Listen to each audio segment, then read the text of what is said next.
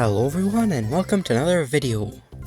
Today we're looking at the hardest bosses in the Yokai Watch games. I know I said I was going to do a Nyan ranking, but I'm putting that off for later. I know I also said I'd do a video about the battle systems, but after I started writing the script I realised it wasn't too interesting, so here we are.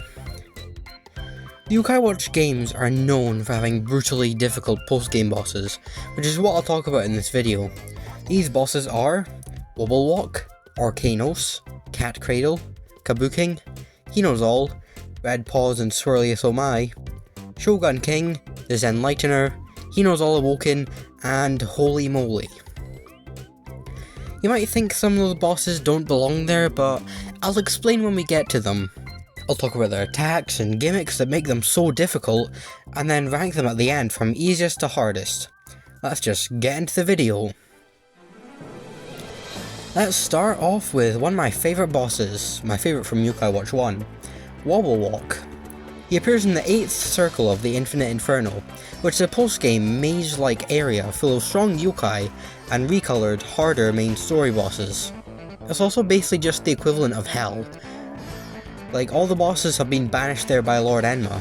I could make a whole video just talking about the Infinite Inferno, but that's not what we're here to talk about. Once you've finally made it to the 8th circle, you come across a giant rice cooker sealed with talismans. Whisper refers to it as a USY, unidentified sealed yokai, and explains that it could be extremely dangerous if the seals were to break, and then proceeds to sneeze, which wakes up wobblewok and starts the fight. It's recommended to fight him with at least level 70 or more yokai, though you should be fine if you've made it this far into the Inferno anyway. The fight starts by attacking the seals until they break. His big gimmick that makes him so hard is his eye color. If he has red eyes, you can only damage him with techniques, and if he has blue eyes, he can only be damaged by attacks. You also switch between eye colors throughout the fight, which is why you should bring a mixed team of both physical attackers and technique attackers. It's not just this though, his regular attacks and his lightning attacks are pretty strong, and can take out most yokai in a few hits. The move he does quite a lot is Awful Breath, which will inspire all 3 yokai with completely random inspirits. If you have 3 physical or technique attackers out while he does this, you're forced to switch to yokai that can't damage him for a wee bit. Then there's also his ultimate, which he charges up way more frequently than any other boss in the series, Pitch Bomber. When he charges up Pitch Bomber, you have to attack the 3 seals just like the start of the fight in order to cancel it and stun him for a bit. But the seals aren't affected by his eye color though. It gives you plenty of time to destroy the seals, so it's usually not a problem, but if you do let him fully charge it up, it's honestly very underwhelming and doesn't do too much. This fight can be really difficult at times, though mainly when you first fight him, as I very rarely struggle with this boss fight now as I'm a more experienced player. I still consider him part of this group of bosses because it's still very hard to newer players, and this is intended to be the ultimate Yokai Watch 1 post-game challenge. Well, except the next boss, but you know what I mean. After defeating him, Whisper reseals him and you wake up in bed as if nothing ever happened. Quite literally as well, as the Infinite Inferno gets completely reset after this. I really like this fight as there isn't really anything else like it in the whole series, and forcing the player to change up their team and try and use strategy if they just use physical or just use technique attackers. Usually with bosses, the focus is to make you think about where to target, as you can use really any yokai and win, whereas wobblewok, the focus is more on what yokai you use. He works literally the exact same in Yokai Watch 2, so I won't talk about that. Now let's talk more about wobblewok himself rather than the fight. I really like the design, from the way he moves, his small eyes, the weird looking human teeth, and the rice cookies inside. He's kind of a bit creepy and uncanny, but at the same time remaining a bit cartoony like other yokai. Now that I think about it, he's kind of like Skulk, except the way he moves isn't nearly as weird as Skulk. As the series went on, I feel like his creepiness lessened. Like in Blasters, he's a lot more goofy, which I do actually quite like as it gives him a lot more personality, but part of me misses more creepy aspects. Like he rolls into flat pot planes and just goes, ta-da! The way he just says, hi. and one of his voice lines is literally "Wibble Wobble," referencing Yokai Watch Wibble Wobble. Would you believe me if I told you he's based on something from Dragon Ball? It's actually a reference to a Dragon Ball villain called King Piccolo, who gets sealed in a rice cooker. That's probably mispronounced, I've never watched Dragon Ball, so yeah. Which that in itself is a reference to Journey of the West, where demons get sealed inside a gourd. Wobblewok is also said to be extremely powerful if his seals are broken. Overall a great boss and still one of my favourites in the whole series. Now we have the hardest boss in Yokai Watch 1 and another of my favourites, Orcanos. This boss can technically be fought before the post game as he appears in Terror Time. I've made a whole video about Terror Time so I won't really go into that here. Gargos is already much stronger than Wobblewok and will one-shot your whole team unless they're like level 70 or above. Then you defeat him and you counter Terror Time again, only to encounter Ogrelas as if the Onis couldn't get any stronger. You're probably thinking, there can't be a third one, right? And then boom, Orcanos. I'd recommend just bringing level 99 to this fight, as you can still defeat them in like 2 or 3 hits, and is considerably stronger than Ogrelas. Unlike Wobblewok or any other boss, Orcanos, and I guess the Onis in general, are all about pure strength and damage. No gimmicks or anything, you just need a strong team and a whole load of items. The Onis are the only bosses, well except Mega Nyan, but is there anyone who genuinely cares about Mega Nyan? I forget about Mega Nyan more than any boss from Yokai Watch 3, and forget even more that he's actually Hover Nyan. Anyway, the Onis are the only bosses except Mega Nyan that work like regular yokai, as in they can attack, technique, guard, and loaf. And by the way, I have seen them loaf, but only once, and it's extremely rare. In 1 and 2, they don't even have a boss health bar, and their defeat isn't at all dramatic like every other boss. There isn't much to talk about with the actual fight, as it's mostly just him attacking and doing stupid amounts of damage. His ultimate will one-shot any yokai unless they're a tank and also guarding. If you're struggling with this fight, I'd recommend bringing a tank and stocking up on top tier healing items. The only thing I don't really like is waiting for Terror Time, which is nothing to do with the boss itself. In Yokai Watch 2, the only way to fight him is in Mystery Way, and only if you have all versions, as you don't even fight the Onis in Terror Time and Yokai Watch 2, which I really hate. There is another way, which is the Boss Rush. In the Springdale Sports Centre, we fight bosses in the form of Boss Rush. There are several boss rushes where you fight multiple bosses in a row without items and while starting without any soul meter. The second last of which, the I Rate 8, contains all 3 Onis at the end. You thought they were hard with items? Well now they're even harder without. Honestly, Gargos and Ogrelas aren't too bad, it's mainly Orcanos that's difficult. You kinda have to have a specific strategy for this, though thankfully you can fight him individually to test out strategies, so you don't have to fight all the bosses again. You see all these people beating Cat Kraydel with so many different teams, but what about Boss Rush Orcanos? Well, in my opinion not as hard as Cat, he's still almost as hard. While flawed, I'll explain my team for him cause, it works. First in the front row we have my main tank, Orcanos, with his Stinging Soul, and this is the 3 that will be out for most of the fight. Then we have Dark Nyan, for when he charges Nightmare Beat. I switch the back and charge Nightclaw so that Nightmare Beat targets Dark Nyan and he dodges. And I also have a Soul which passively heals my tanks. Finally, Untidy is my backup tank for when Orcanos is low on HP or dead. I didn't give him the Stinging Soul because that would defeat the whole purpose of Dark Nyan, and I guess also he doesn't even have an equip anyway. Definitely flawed, but it worked, so... Keep in mind, you have to beat this right after the likes of Dame Dreadful and the other Onis. Now, about Orcanos himself, the Onis in general have quite intimidating designs, and I was quite scared of them when I was younger, but at the same time, I think they look pretty cool. Orcanos in particular with his war paint in Yokai Watch 2. Terror Time in the Yokai Watch universe is used to punish children for going out when they're not supposed to. They're said to appear in the nightmares of children to scare them into behaving. Gargos just doesn't like misbehaving children in general, Ogrelas hates liars, and Orcanos hates laziness, as seen in the Medallion, as well as Yokai Watch 1 in the Yokai world. Surprisingly, real Onis don't do this, instead that's what Namahage does, which is what Snarl is based on. Real Onis are actually more just general monsters. Lord Enma is the one who commands the Onis, and the real Lord Enma does this as well. I won't talk about him in Yokai Watch 3 as he isn't nearly as hard and works differently. Well, for some of these bosses, I have something to add at the end, you know, after I've recorded the footage and everything. Something that I probably forgot about, or something that I just thought of whilst recording the footage. So, for Orcanos, you may have noticed that it didn't seem very hard. You may have noticed, how the hell is your shogun Yan doing so many attacks in a row? Well, my friend, that is called ultimate cancelling, or the infinite attack exploit. Basically, at the end of a yokai's attack, you start a ultimate and then immediately cancel it and they attack again. Which does make, well, it makes literally every fight in Yokai Watch 1. Well, it's only a thing in Yokai Watch 1 and the base version of Yokai Watch 2, Bony Spirits and Fleshy Souls.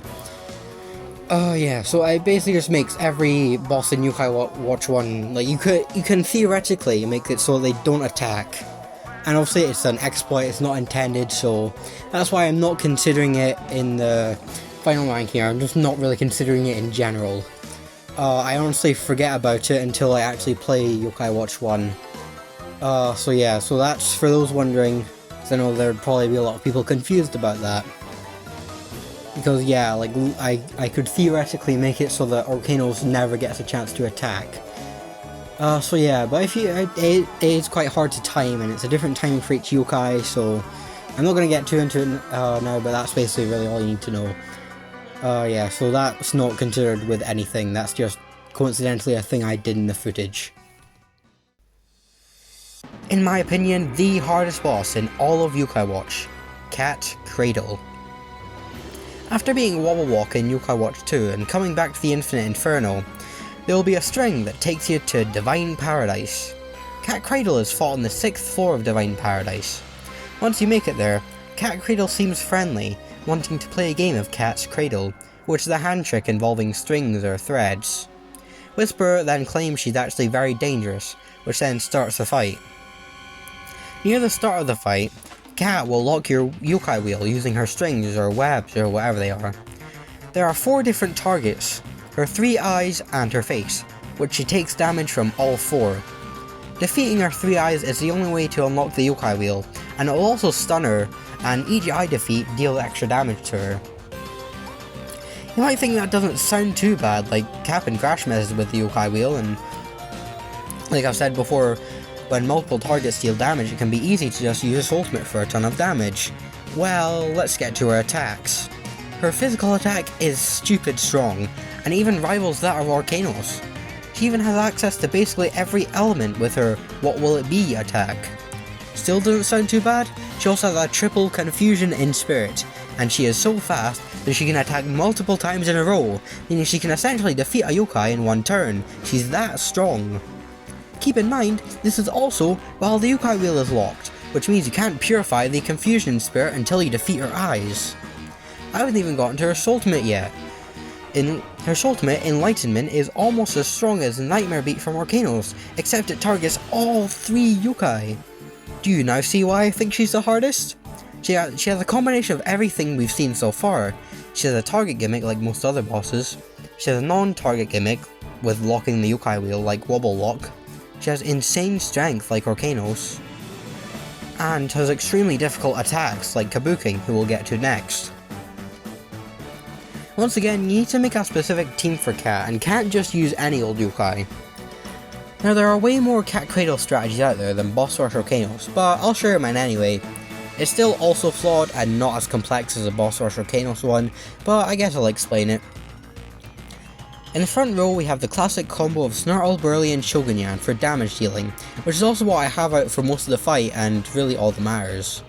In the back we have Orcanos as a tank, who I thought might be useful but didn't end up doing too much, as well as Illuminoct and Dark Kiwi, who I picked just because they're strong attackers and I didn't really know who else to pick. Notice how I don't have a healer because items carry hard in this fight. Make sure to stock up on top tier food items. The cheapest I've found are fresh urchins, as well as bitter and mighty medicine, because you will need it. I know some people are crazy enough to beat her without items, but there's something I could never do, and thank Enma she isn't in the boss rush. After you defeat her, she reveals that she saw the battle as a fun game, and thanks you for it. Similarly to wobblewok, you then wake up as if nothing ever happened, and the Infinite Inferno is reset. There's actually an achievement where you beat Cat Kraydel 100 times, which doesn't sound too bad, but then you take into consideration that means you have to beat the entirety of the Infinite Inferno and Divine Paradise 100 times.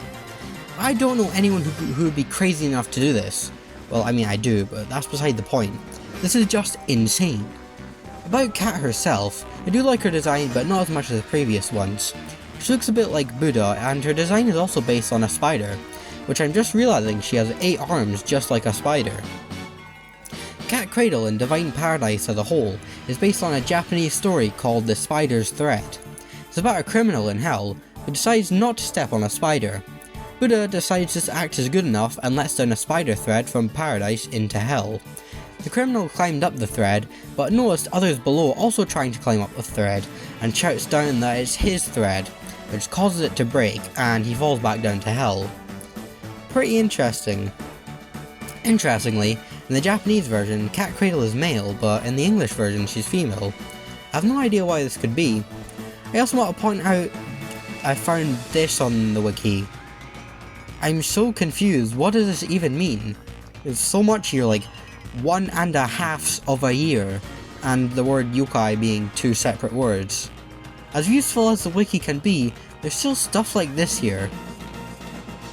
Anyway, Cat Kraydel is still one of my favourite bosses and definitely the hardest. The thing I have to add about Cat Kraydel is, well, he's one of 2 bosses I didn't actually beat when recording the footage.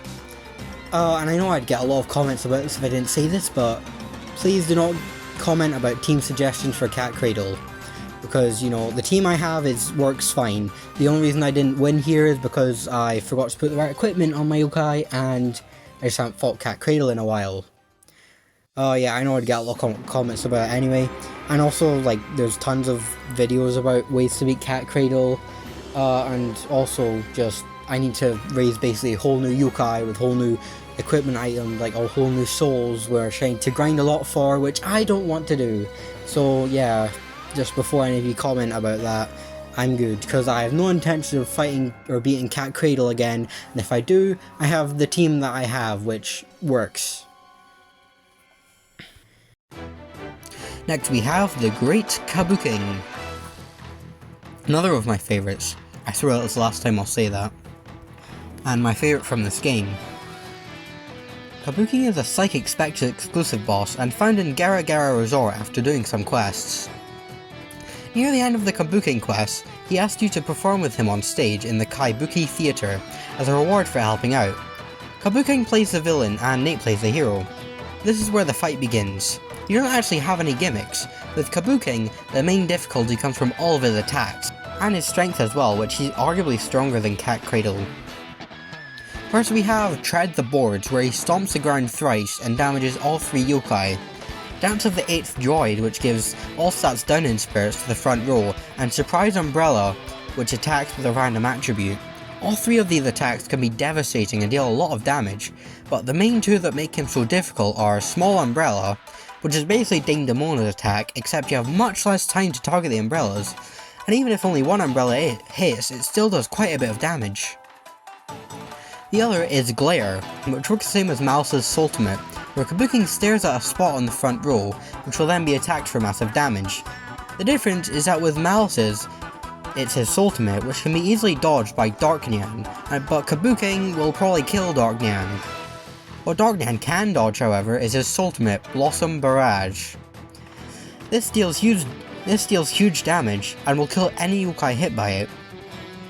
Sometimes a yokai from the audience will throw an item at him, like food, which will heal him, or a talisman, which will boost his stats. If you're quick enough, you can target the item and it'll go to one of your yokai instead. Like Cat Kraydel, items carry hard in this fight. And thankfully, he isn't part of any boss rush, because he would probably be harder than Cat Kraydel without items. What makes him easier though is the fact that you can kinda just beat him with any old yokai, which is something you can't do with Cat Kraydel or Boss Rush Orcanos. Obviously, having a strategy with like a tank and everything would make this much easier, but isn't entirely necessary. After the fight ends, The audience and kabuking praise you, and you get the chance to fight him again once per day. I like this fight a lot, mainly due to the attacks being interesting and hard, and I guess it's also the fact he uses versus classic yokai as well. I also really like Kabuking's design and character. I mean, he's a robot performer. Where have I seen that before? What's not to like? He's obviously based on kabuki, which is a form of dance drama that originated in 17th century Japan. Some kabuking lore you probably didn't know is that he's actually the 8th of his kind. There were 7 other kabukings before him, and when one malfunctioned, a spare aircraft will take over as the new kabuking.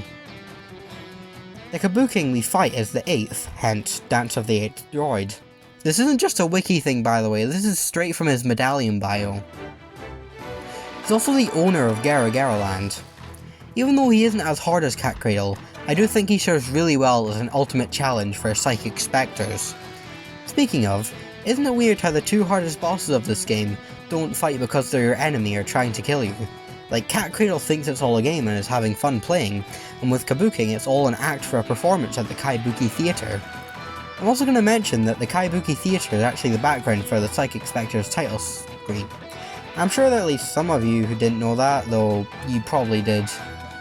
The kabuking segment hasn't been really as long as the others, but there isn't much else to say about the great kabuking. And I wrote that part before I wrote the rest of the script, and the rest of the bosses are a similar length, so yeah. Next boss is Hinozall, but specifically from Yokai Watch 2. This segment won't be nearly as long as the last few, due to the fact, well, I haven't fought him. I just hate the unlock requirements for bosses in Psychic Blasters. I don't intend on doing that anytime soon, but might eventually. The footage will also be from the game Blasters, but just pretend it's Psychic Blasters. From what I've seen, some people claim that Hinozall is harder than Kraydel and Kabuki in this game, and it's easy to see why. This is mainly just a thing with Psychic Blasters in general, but you have to go solo because it's local multiplayer only. Not like that would matter now since there's no online anyway, but at least future iterations of Blasters have AI teammates even if they are stupid. From what I've seen, the main strategy is to use a strong physical attacker like Snarl, and use rice balls from around the map to heal. The main difficulty, from what I've seen, comes from the yokai that he summons from the Yokai Watch. Not only are they an extra damage dealer but because of how things work. You could be in the middle of an attacking animation while attacking the yokai, which makes it easier for Hinozall to hit you with his beam attack. That with also the fact that he's pretty strong, you can see how people think he's the hardest. Not to mention, he can be even stronger with bronze, silver and gold tags. As for Hino himself, I've always found him to be really cool, even before I knew he was supposed to be Akihiro Hino, the creator of Yokai Watch and CEO of Level 5. I won't put him in the ranking at the end, as it would be unfair to judge a boss's difficulty if I haven't even fought it. I do also want to give an honourable mention to his appearance in Blasters, as it is quite difficult, especially without online, and his Hinozall 48 challenge, but I have determined that the next boss, or bosses, is more suitable to talk about in this video. This is nothing to do with Hinozall himself, but like, us recording the footage, I somehow miraculously, well to be fair, I only brought myself and Odyssey Nyan. He didn't just kill any of the employees, which is pretty surprising. Yeah, I thought that was interesting. The next bosses are Red Paws and Swirlious Omai. You might be thinking, but there are a ton of Moon Rabbit Crew bosses that are harder, including harder versions of these bosses. But I'm including these as the hardest bosses in the base game of Blasters, not counting Moon Rabbit Crew. They are also the strongest bosses in the base game at level 80. Oh yeah, and by the way, the gold variants are only 5 levels stronger, which is quite surprising. And I think they fit the role of secret final challenge boss perfectly, which all these other bosses do as well. In order to fight them, in the post-game you must go to the YBA Hall and attach up to 100 red or white insignias, which you get by playing with people on the same version, to the red cat or the white dog statue, depending on the version, every day until you attach 100. After that, a cutscene plays, where the statue breaks open and you get to play as Red Paws or Swirlious, and break the other statue. After this, their mission will be available, with Swirlious Omai exclusive to Red Cat, and Red Paws exclusive to White Dog. No, that wasn't wrong. That is how it is. It's the white dog statue is exclusive to red cat, and the red cat statue is exclusive to white dog. Unfortunately, you can only play these missions with multiple people on the same version. Thankfully though, if you have both versions, you can gain access to the VIP room, where you can fight both of them, regardless of version. Now the actual fight. It begins in the YBA hall, where you go down this pole and enter the boss room. You'll notice coloured tiles on the floor. Red paws will sometimes burn all the red tiles, seemingly at random, so it's advised to stay on the white tiles, and the opposite is true for swirlious. This is the main gimmick of the fight, which the AI is terrible at dodging. Various attacks will switch the floor tiles, and also burn them as well, so you need to be extra careful. I'll start with swirlious. He has a basic bite attack, as well as sacred slash where he slams the paw into the ground, and spirit crusher where he jumps and crashes back down. The latter two both switch the floor tiles. He can also unleash ice attacks, and he has his holy howl attack, which stuns nearby yokai, which shouldn't be a problem if you play a ranged attacker like me. Finally, his ultimate, omai cannon. He just fires a beam and turns a bit. This is extremely underwhelming and is basically just an Aldi version of a fisher's life. It also stuns him for a bit, in which he'll also drop Oni orbs. Now for red paws. He has a basic claw attack, and there's also Coinferno where he spits fire, and Catfall where he switches the tiles. Although that's his only tile switching attack, he has another attack called Catnap, which will always burn the red tiles. He can also summon a random gem yan or golden yan, which can explode and stun red paws on defeat. This attack and his ultimate is what make his red paws significantly harder than swirlious. For his ultimate, Disco Inferno, he goes into the background where he switches between a series of floor patterns, which burn after each one, and after which will switch up the floor pattern permanently. This attack can be especially hard to dodge, and it lasts quite a while, so if someone's ascending, good luck reviving them in time. Like I said, red paws is harder, but both provide a good challenge. Not much really happens after defeat, but you unlock the ability to attach 1,000 insignias on another statue, which unlocks a super mission, and again for the ultra mission. Unfortunately, these two are multiplayer exclusive and don't appear in the VIP room. Red Paws is based on a maneki neko, a Japanese lucky cat. Specifically, red ones are said to be protectors of evil. Swirlious Omai is based on a komainu, a Japanese lion dog statue that guards shrines and wards off evil spirits, which is the same thing Komo-san's based on. This all checks out, as in their medallion bios, we see that they both keep balance to the yokai world. Don't know why, but I've always found it genius, like the idea of a maneki neko and a komainu being counterparts. Just something about the idea I've always liked since I first played this game. Whilst they may not be my favourites, I do quite like these bosses. For Red Paws and Swirlious Omai, obviously they are probably the easiest out of all, well, you'll see in the ranking, but they're the easiest out of all of these bosses. That's mainly due to because they're probably like the weakest. And also, you know, my yokai and blasters have their OP equipment and all that, which is a lot stronger than really anything you'd find in the main game, well, except Blaster Steve, I'll get to that. Anyway, yeah, still hard bosses, but just wanted to say that in case I made it seem easy, because I know a lot of you probably won't have all that OP equipment and everything. And we will slice with this next one, the Shogun King. Another of my favourites, I swear that's actually the last time I'll say that. The final boss of Yokai Watch Blaster's Moon Rabbit crew. You can only fight him after beating all the other bosses except Pink Emperor and the exclusive for the other version. Shogun King is awakened by the grudges of past bosses you've defeated, and has started a Blasters hunt where he defeats different Blasters teams. He has a whopping strength of level 99, which is the highest in the game, tied with Pink Emperor, not counting Super or Ultra variants, though his Super and Ultra variants are the strongest anyway. Shogun King has very strong attacks, which have a very large radius compared to other attacks, plus there isn't any indicators for his slice attacks as well, making it much harder to dodge them. Cat Slash is where he'll slash in a large semicircle once or twice in front of him. Waterfall Slash is where he swings his sword over his head, hitting yokai in front and behind him. Spiral Slash is the hardest dodge of the three, where he will swing his sword around him in a full circle a few times with a very large radius. He also has Gravity Slash, where he jumps in the air and stabs his sword into the ground, which is one of 2 attacks which have an indicator. Finally, for his normal attack, it doesn't do any damage, but this is one of the worst ones by far, and by that I mean it makes it significantly harder. Curse of the Fallen.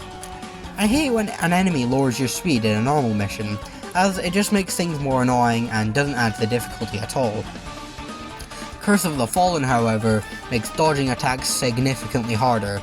If you don't have dodge or fall back attack, good luck dodging his attacks at all. Sometimes he can unleash his ultimate, Moon Slash, where he slices the moon in half. You heard me right, he slices the moon in half. These 2 halves fall to the ground, indicated by their shadows, and you have to dodge them. If he does his attack again, the moon is replaced by a watermelon, or very rarely Whisper, or it sometimes weirdly comes back. When he reaches half HP, he'll start Blades of Regret, where he'll call upon lost souls to power up his blade for a while. This works similarly to Pitch Bomber, where you have to defeat the lost souls before they reach Shogun King. Unlike Pitch Bomber, the souls have quite a bit of HP, so you usually can't 1 or 2 shot them, and they move decently fast. Usually by the time you defeat one, the next will already be at Shogun King. Each lost soul powers his blade by 1 stage, with each stage changing colour and getting bigger. If no lost souls make it to Shogun King, the blade will be light yellow. The first lost soul changes it to yellow, then orange, then red, then purple. The sequence will automatically end once it reaches purple. Depending on what tier his sword is at, the attacks will have a larger radius and deal more damage. With purple, the attacks nearly cover the whole arena. Similarly to Orcanos' War Paint, after a while the blade will go back to normal, and this is your opportunity to stun him. All of this combined makes for one of the hardest fights in Yokai Watch history. At least without online. With online, this fight isn't too bad. When he's defeated, Sergeant Burley turns into Bison Burley, and the Moon Rabbit Crew story is concluded. I also want to mention Super and Ultra variants. Super and Ultra variants I haven't really taken into consideration here, as 1, Red Paws and Swirlious are impossible to fight on these difficulties now. 2, Ultra Shogun King would easily take the cake as the hardest boss, at least without online. But I don't even know what I was going to say there. And 3, it would be an unfair comparison, as the other bosses don't really have anything like this. So that's why I'm only considering the base version. Shogun King is probably the coolest design out of the bosses in this video, with both Hinos not far behind. I mean, he has a rhinormous sword, what's not to like? He took an already cool yokai, Shogun Yan, and turned him into an even cooler big boss. I also like the idea of the strongest and final big boss being a variant of Shogun Yan, one of the strongest yokai in the first 2 games, and a legendary. Overall, an extremely challenging boss with a very cool design. Now let's move on from Shogun King to the next boss. Shogun King is the other hardest boss I didn't actually beat for this video. Though I did actually come surprisingly close, though that was mainly due to Persevere showing up. Still a really cool fight though, and was quite an enjoyable experience refighting him again, because I don't think I've refought this guy since the online shutdown. Though, to be fair, I haven't really refought any of these bosses since I first fought them. Our first Yokai Watch 3 boss, the Zenlightener. Most people say that bosses in Yokai Watch 3 are much easier due to the new battle system, which I kinda agree with, but the Zenlightener is definitely an exception. In my opinion, he's up there with kabuking in terms of difficulty. The Zenlightener is located at the top of the Tower of Zen, which is Yokai Watch 3's equivalent to the Infinite Inferno or Divine Paradise, which were unfortunately removed because of how big Yokai Watch 3 is. I'd say it's a fine enough replacement, and it's also the main goal in the post-game, as the post-game chapter is literally called the Zen Challenge. The Tower of Zenlightenment has 10 floors, with the first 5 being regular yokai, which includes Unikiran and King Mara, Serpent yokai that you can get easily here. From floor 6 onwards, you lose access to items, and even in the overworld, and the remaining floors are all bosses. Slackolite, Chirpolite, Duolite, and Orcalite. 10th and final floor is home to the Zenlightener. Whilst I explain this fight, keep in mind that this is with no items, and if you lose, you have to start all the way from the beginning again. Just like with previous bosses, he has insanely high strength and HP. His basic attacks, Zenlighten Slap, which will hit one yokai twice, and Zenlighten Slash, which will target all 3 yokai regardless of their position on the grid, and do insane damage, especially the latter. One common complaint about yokai watch 3 bosses I've seen is a lot of attacks can be easily dodged by moving out of the way. Well, lucky for those people, Zenlightener only has one of these. Zenlighten Rain is an attack where he will summon mini Tower of Zenlightenments in random positions on the board. That might sound just as easy as other boss attacks, but if you take into consideration Zenlighten Lava, which summons lava on one square, where yokai will take damage, and Snowman Za, where he summons a Daruma made of ice which completely blocks a square, meaning you may have to sacrifice a yokai to take this insane amount of damage based on the positionings on the board. Like nearly all of these other bosses, Zenlightener has a 3 yokai and spirit attack. The main part people struggle with is the green-green-red attack. He selects 3 squares at random, and you have to move your yokai before he says red. Sounds easy, right? Well, if you're charging a Soultimate or one of your yokai has a longer than average move timer, then you're kinda screwed. If you manage to move your 3 yokai in time, Zenlightener fills the board with goodies. If you fail, however, the yokai get blasted with an attack stronger than anything we've seen so far, including his own Soultimate. There is no way in the Infinite Inferno that any yokai is surviving that. Well, unless they have the stand, but still. Speaking of his Soultimate, Daruma Supernova covers the front 2 rows in the grid and does more damage than any other boss Soultimate we've seen so far. Like I've said, you may have to sacrifice a yokai based on grid hazards. This is all without items, so if a yokai dies, then they can't be revived unless you have certain skills or Soultimates.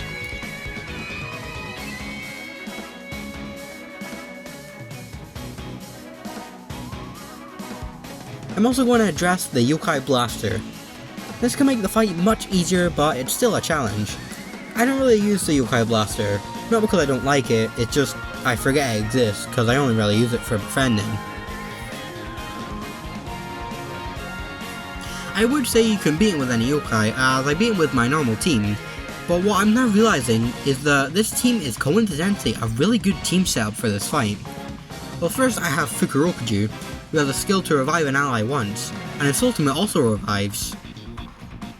I also have Alpina as a backup healer in case Fukurokuju dies, which with the no items thing is great for a boss like this.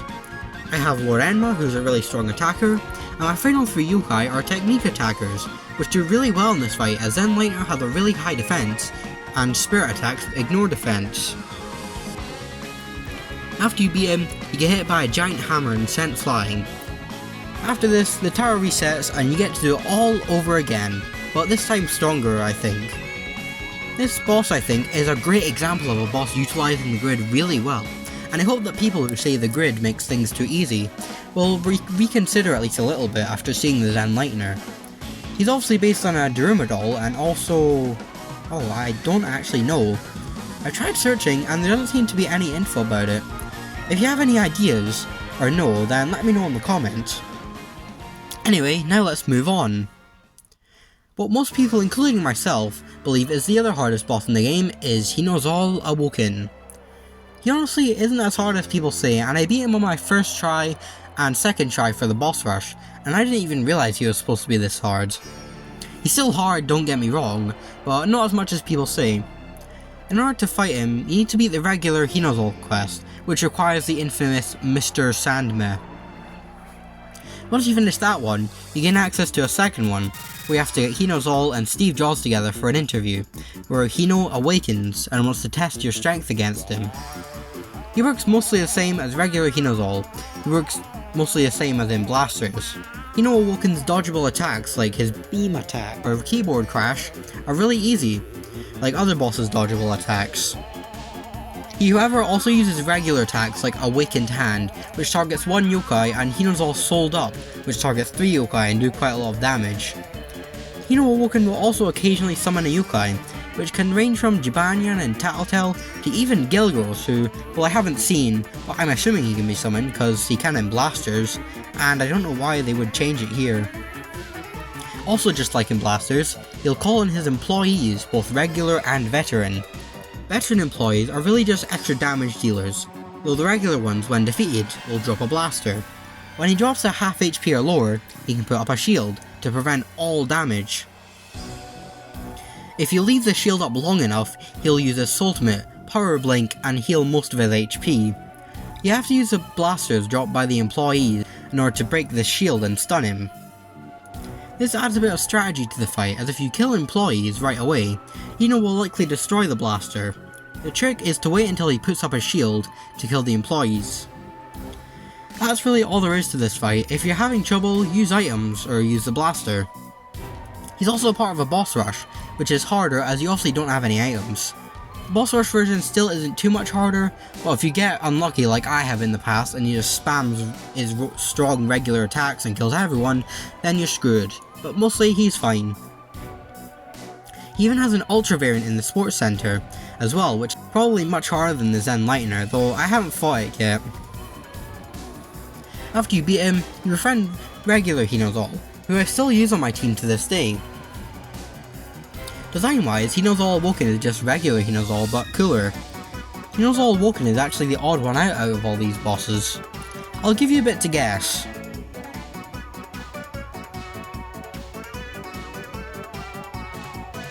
Did you get it? Hinozall Awoken is the only of these bosses that can't be refought outside a boss rush. Wobble, Cat, and Zenlightener have their areas reset when you beat them, allowing you to rematch them. Orcanos is refought in Terror Time and Mystery Way in 2, Kabuking can be refought once a day, and the Blasters ones can obviously just have their missions be replayed. The only way to refight Hinozall Awoken is through the boss rush, and it's just the boss rush, as for some reason, when you refight him regularly in the sports center, it's only Ultra Hino Awoken. I also want to give an honourable mention to the appearance in Blasters. He is definitely much harder than here, especially the Super and Ultra variants. Like I've said though, Shogun King is harder in my opinion, which is why I've not talked about it. Funny that, both Hinos just barely don't make it as the hardest bosses from Blasters. It's time to move to our final boss of today. Now for the hardest boss in Blasters T, and by far the most obscure boss here, Holy Moley. I bet some people watching haven't even heard of Holy Moley. I mean, in order to fight him, you need to first unlock every Blasters T dungeon and then beat it, which I know not a lot of people have even played Blasters T, let alone unlocking every dungeon and then beating all of them. And then you need to do a quest, which unlocks Enma Palace, which is pretty hard, and there probably isn't a lot of people who have done that. So it's not hard to see why a lot of people don't know about him, or forget he exists, because you need to reach Enma Palace 6, so you need to do 5 of those other ones, which can be pretty hard. I chose him specifically because he's the hardest Blasters T boss in my opinion. The strongest, and his dungeon is the final one, not counting the devil ones or the dastardly dungeon, which he is part of anyway. I also chose him over someone like the lastest nyanmurai, as he can beat any difficulty depending on your T level. Let's get into the actual fight. He has a regular shovel claw attack that hits twice, which comes out pretty quick and can be hard to dodge if you're using a close range attacker. He doesn't really do his other basic attacks, like his uppercut attack, which is pretty easy to dodge all that often. He also has a dump tackle attack, which is a charge attack similar to the ones the Onis do. He can also use mashing mud ball, where he throws mud balls around him, which can stay in the arena for a bit. Mud balls are also part of his ultimate, moley old mud ball, where he throws a bunch of giant mud balls, which is actually his only attack with an indicator. One main part of this fight I haven't talked about yet is his digging. He can sometimes randomly dig from one part of the arena to another. He can't be hit whilst he's digging. Sometimes he'll dig into the middle with his molars. I have genuinely no idea how you're supposed to pronounce that. Anyway, he and 2 of his molars will dig off, and eventually they'll all come up on different parts of the arena, and then you can hit Holy Moley. Sometimes he'll just come out after this along with the examolars, but he can also keep going, adding one new examolar each time. After he does it with 4 examolars and you attack him, it'll stun him for a bit. Blasters T bosses generally feel easier, mainly because of the equipment, which makes you much stronger than anything from regular blasters, or at least it feels that way. Shogun King went from still being a massive threat in regular blasters to being a complete joke in Blasters T. Like, it wasn't even hard. I one-shot most of the Lost Souls, and it didn't take that long. And I'm not talking about the fact that I'm using devils, because before that, the bosses were still pretty easy. If only Blasters T had super and ultra bosses, I would have genuinely beaten all of this long before the online went down, and I would have played it nearly as much as I played Blasters, and I would have genuinely enjoyed it a lot more. Unfortunately, they probably couldn't due to Yokai Watch 3's massive size, though it's still fine as the bosses that are here are pretty fun, I guess. Despite all this, Holy Moly can still be quite a challenge due to his strength and fast attacks. A pretty good strategy I've found, if anyone's struggling with Holy Moly or Blasters T in general, is bringing 2 healers. You'd be really surprised at how well this works. Another point I want to bring up is auras. In Blasters T and the main game, you can trade ghastly fragments for auras which can boost things, like different stats which can be helpful for any of the 3 Yokai Watch 3 bosses I've talked about today. I genuinely forget auras are a thing in the main game, as I literally only use them for the Crank-kai, and even then I don't use them too often. Holy Moly is, well, a mole, who digs, as moles do. Like Zenlightener, I don't know what else Holy Moly could be based on, as there's even less info about him, so let me know in the comments if you think you know. All I know is that Holy Moly is the one who dug out all these dungeons on the Cluvian continent, which I think is very cool and fitting for the final challenge boss of Blasters T. Now for the final ranking from easiest to hardest. All these bosses are very difficult, especially for a less experienced player. This ranking is just the bosses compared to each other, so long ranked bosses does not mean easy. I also want to say, don't take this as fact because I've made this ranking before I've rethought them to capture footage for this video, so don't take everything as like, oh, this is definitive, but the top few are definitely, 10th is swirlious omai. Even though the AI like to keep getting burned by the wrong colour tiles, I can still beat swirlious with relative ease. 9th is red paws, harder than swirlious because of its ultimate and summoning Yans. 8th is Holy Moly. Like I explained, Blasters T bosses are generally easier, though Holy Moly has defeated me quite a few times. 7th is wobblewok. While difficult at first, coming back to this fight is honestly not too bad. 6th is hinozall awoken. I know I've said he's not as bad as people say, but if you get unlucky on the boss rush, you really don't stand a chance. 5th is orcanos. Really difficult boss, he really just needed a lot of items to win. If I counted his boss rush variant, he'd be number 2. Tied for 4th and 3rd is kabuking and the zenlightener.